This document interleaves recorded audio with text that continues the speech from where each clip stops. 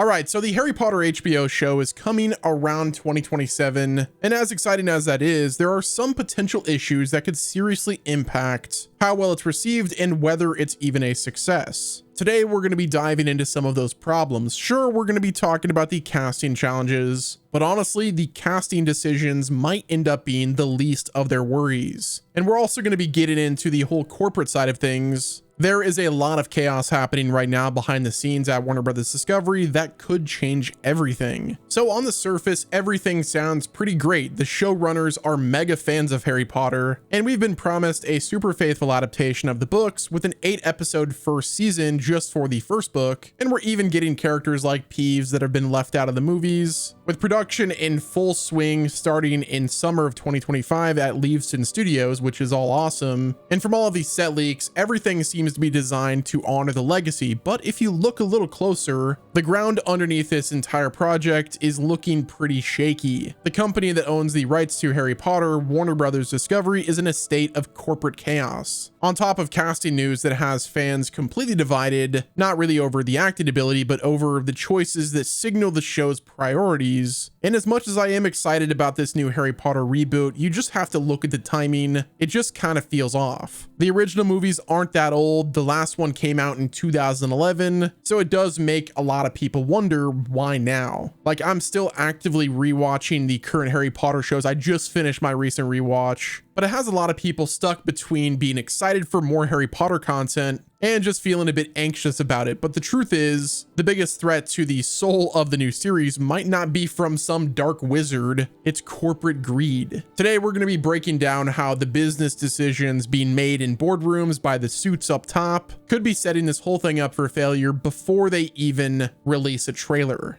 So to understand the potential danger here, you first have to kind of understand the situation at WB Discovery, who are the geniuses behind the multiple rebrands. It goes from HBO Max to Max, back to HBO Max, but I've been calling it HBO Max for years, but typically I just say HBO. But yeah, the company was formed from a messy merger back in 2022, and after years of aggressive cost cutting under CEO David Zaslav, it was announced that they would be splitting up the company, and it was just recently announced that they are up for sale. Now, this isn't a done deal, but there are reports of a full-blown auction heating up from major players like Comcast to Netflix, who is apparently actively working with the same bank that, Skydance Media and Paramount worked with. Paramount has been the main company that's been really aggressive in trying to either buy the entirety of WB or the pieces of WB, but the board has apparently rejected multiple bids, holding out for a better price on its big assets like HBO, WB, the film studio, which includes Harry Potter, Game of Thrones, and just a bunch of other things. Now, this entire situation has thrown the company's future into a state of total uncertainty. James Gunn's new DCU is also up in the air, and this Harry Potter show is being developed right in the middle of all of the drama. What happens if a company like Comcast, which owns NBC Universal, buys Warner Brothers? The show is planned for an HBO Max release, but they could easily move it over to Peacock to try to boost the streaming services. But what if a company like Netflix wins, which their entire strategy in streaming is completely different as well? They could possibly change the budget, the creative direction, or that whole decade-long plan. Honestly, my biggest concern is Paramount, but apparently they say that if they buy the company, then, the creative heads at the top are going to stay there. But do I really want to trust a corporate suit? I don't think so. Either way, this kind of instability creates a massive and quite risky environment. When a company is trying to make itself look as shiny and profitable as possible, for a potential buyer, it doesn't take big creative risks. I do think that that's one of the reasons why they decided to reboot the Harry Potter show in the first place, and that is to show that they're beefing up their portfolio and saying, hey, we've got this Harry Potter thing. If you guys want it, you're gonna have to pay for it. But it just means that they're not going to be making big creative risks. They're going to make smart, marketable decisions that are pretty much guaranteed to get them attention and money. The main goal shifts from trying to make great art to just kind of maximizing value for the shareholders before a sale. We've seen this done time and time again. Every decision gets filtered through the logic of money and not just the magic of telling good stories. That's one of the things that made HBO so good, was the ability to create unique content with the goal of driving people to that platform. But lately it's been, how can we show off all of the IP that we have, make as much money as possible? And we're seeing it all in real time. We've got the Harry Potter HBO show show. We've got the Lord of the Rings Hunt for Gollum movie. Heck, they're probably going to reboot the original Lord of the Rings trilogy if they have their ways. But the tension surrounding the Harry Potter show is all the more obvious in the casting decisions. So when it was announced that the super talented Papa Essiedu would be playing Severus Snape, the fan reaction was immediate and it was really divided. Now, I do want to make things clear. Anyone that's seen this dude act before knows he is a good actor. The issue for a lot of people isn't about his ability. It comes down to a few things. First, you have the iconic performance by Alan Rickman. For millions, he is the definitive Snape, and finding anyone to live up to that is a huge challenge. But the second, as Snape is described in the books with a very specific look, and Essiedu's casting is a big departure from that, and as such, it sparked a fierce debate about how faithful the faithful adaptation should be.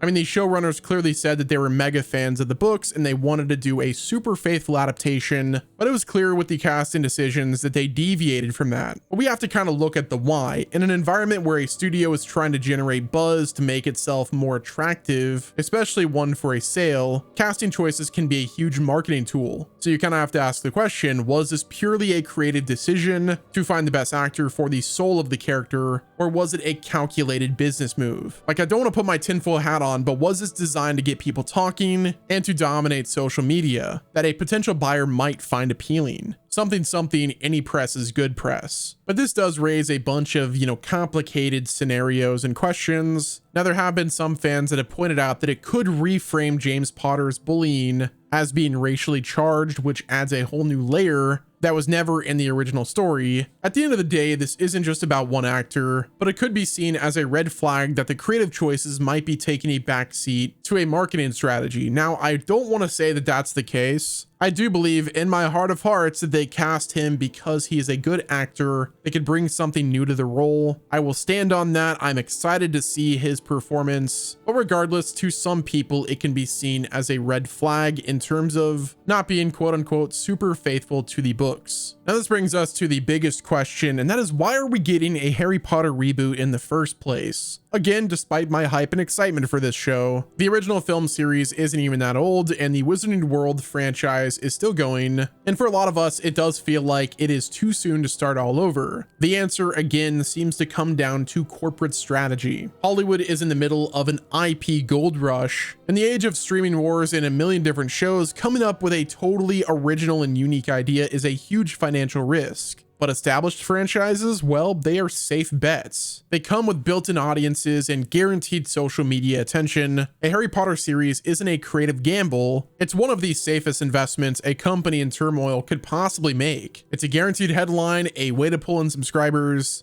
and a crown jewel to show off to anyone thinking of buying Warner Brothers Discovery. And that right there is the conundrum of this whole reboot era. The thing that makes the franchise beloved, its heart, its originality, are the exact things a corporate-driven reboot are the least likely things to capture. The goal isn't to catch lightning in a bottle twice, it's to manufacture a solid, juicy and marketable product that looks enough like the original to cash in on all of that sweet nostalgia. The pressure is to copy, not create. It's a Control-C to a Control-V with a few other variables. And that right there is how you end up with a creatively shallow show that just kind of feels like a checklist of fan service moments instead of a story with its own soul. The Harry Potter reboot isn't happening because some director had a bold new vision or Joe Rowling decided to write more stuff.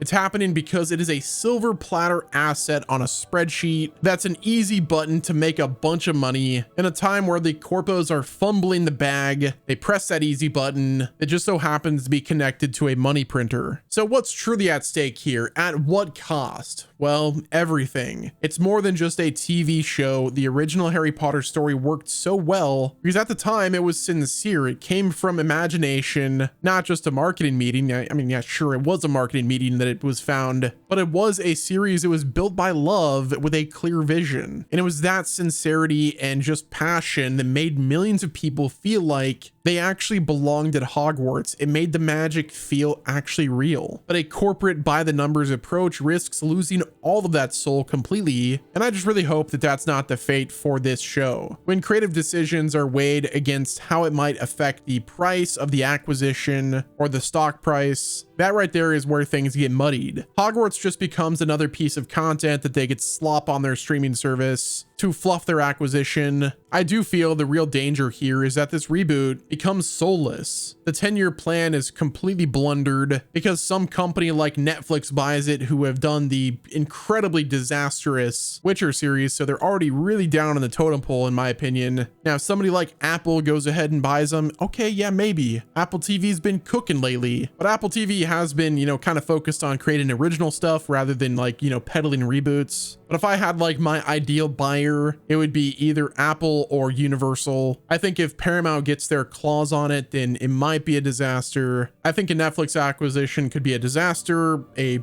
Comcast acquisition also disastrous. Yeah, I think the fear really is that this reboot is a commercial project first, and then a faithful adaptation and love letter to the fans is just an afterthought. One thing is for certain though, the pieces are all there for a spectacular failure, hidden behind a bunch of comforting press releases. The team making this show might be full of passionate fans, but they're working inside a system that is obviously prioritizing profit over passion. But the real question remains, and that is whether or not the magic of Harry Potter is strong enough to survive. But that's going to wrap it up with this video, guys. Let me know what your thoughts are down in the comment section. Hit the like button if you enjoyed. Subscribe to the channel with your noties on. And until next time, this has been Wes, and I will talk to you guys on the other side of the world. Mischief managed.